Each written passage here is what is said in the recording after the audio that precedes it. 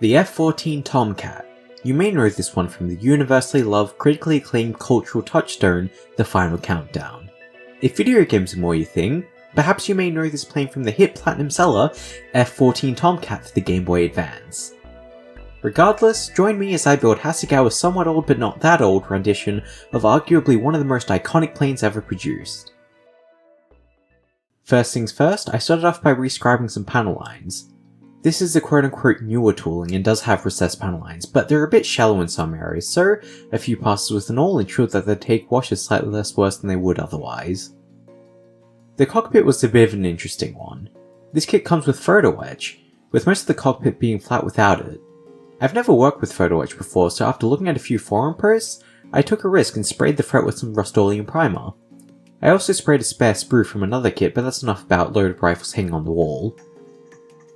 Other than the novelty of using this hitherto unknown to me space-age technology, the cockpit was as simple as painting the base dark gold grey, blocking out the other colours, and then dry brushing the living Jesus out of everything. After everything was put together, I was left with what we in the business industry refer to as a nice cockpit. 3D decals who? Moving on to general construction, it's generally quite straightforward with the exception of the main landing gear bays, which have a piece that completes a wheel well that's supposed to go on in a pretty weird way, but it's not really a big deal. Being a 1988 tooling, the fit isn't super amazing, with a few small gaps and steps here and there. If you're one of those people that pisses and shits themselves over the slightest fit issue, this isn't the kit for you. The wings give you the option to put both the slats and flaps down, but the slats seem to be a bit warped, so they took some finagling to get them in the general vicinity of right, if you want to have them up. Also, it should be noted that the wings are designed to be glued into place on this kit, so it's either they're swept or they're not, no in between, so while 0 out of 10 literally unbuildable, the 1977 tooling that Hasegawa sells alongside this is infinitely better. After filling the gaps and masking the cockpit canopy, I did a bit of priming. As previously mentioned, I tried out Rust-Oleum primer for this one, more specifically their 2X grey.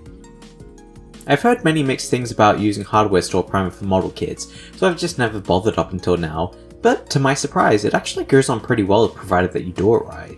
For this, I've gone for just a single coat that's as light as I can get it whilst also still actually covering. You gotta start spraying before you reach the model and move in fast movements, making sure to keep a good distance away from the model. According to the MSDS, one of the main ingredients is acetone, so I'd imagine applying it too heavy could cause more issues than just making the model look a bit crap. Finally, before painting, I made a massive mistake in putting the landing gears on. While the landing gears themselves are designed well enough, with the exception of this little strut for the main landing gear where you'd have to realistically put it on before doing the rest of the gear or else it ends up being a pain in the ass, otherwise, the Tomcat has a design quirk that's very unfortunate for us modelers. The main landing gears are almost flush with the air intakes, meaning that painting those specific areas is gonna suck and will invariably result in both the air intake and the landing gears requiring multiple touch-ups. If you build this or any other Tomcat, probably leave the landing gears off until after painting. The more you know. Now, painting. This did take quite a while due to the scheme I went with using some pretty light colours.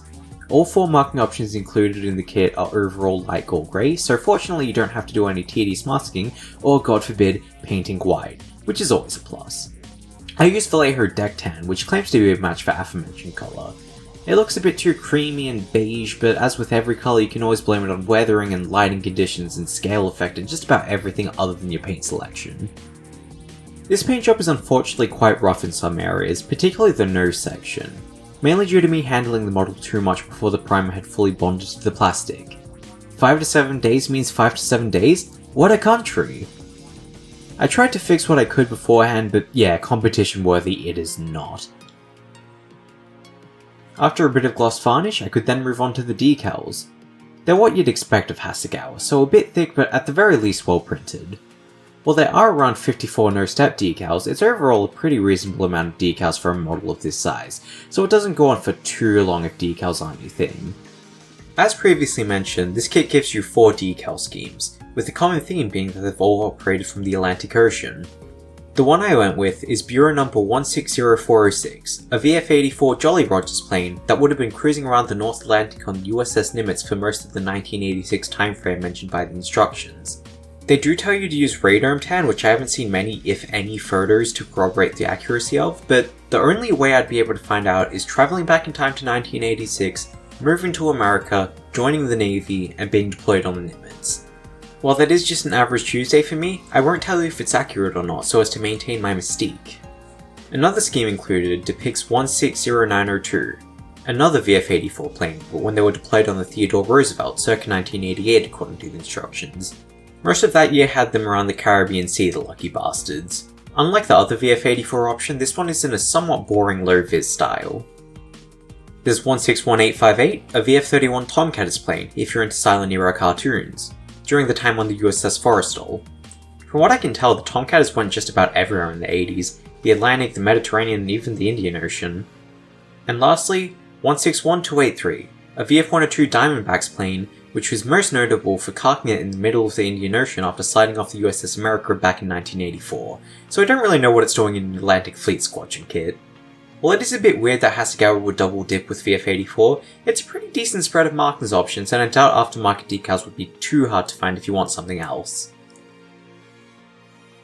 After another coat of gloss varnish, I could then proceed to do a bunch of random bullshit with oil paints. First was a panel line wash, just a bit of black and burnt umber mixed with some white spirits. The areas where I didn't manhandle the primer before it cured took it pretty well, but it was a bit of a pain to clean up everywhere else. After that, I could do a bit of fading. I ended up using a more dry technique compared to my previous builds. Basically, just stippling on a bit of white, and then stippling and blending and generally moving it around with soft brush. So long as you don't use too much, I think it's a much more controllable and predictable technique compared to getting any thinners involved. Lastly, I could add some shadow to those highlights by placing beads of dark oil paints along the panel lines and blending them in with a flat brush. Fortunately, being that Tomcats got pretty grimy, this is the one and likely only situation in which my heavy-handed style of weathering is even close to accurate. Finally, onto the home stretch. All that was left was a few coats of satin varnish, the boring bits like exhaust and landing gear bay doors, and the weapons, which always take an excruciatingly long time for some reason. One thing to note is that like most of Hasegawa's kits, especially of this era, it doesn't actually come with any things under wings, or should it be things under fuselage in this case. Anyways, you gotta cough up more money for the weapon set. While this subjectively does suck, I'd say that the weapon sets are actually good enough for it to subjectively not suck quite so much. After a bunch of small stuff as well as a bit of faffing about to keep the canopy in the open position, I could finally call my build of Hasegawa's F-14A done. Now, as you could imagine, there's no shortage of decent F-14 kits floating around these days. For the A specifically, apart from this kit, you'd realistically be looking at either Hobby Boss, Academy, or Academy.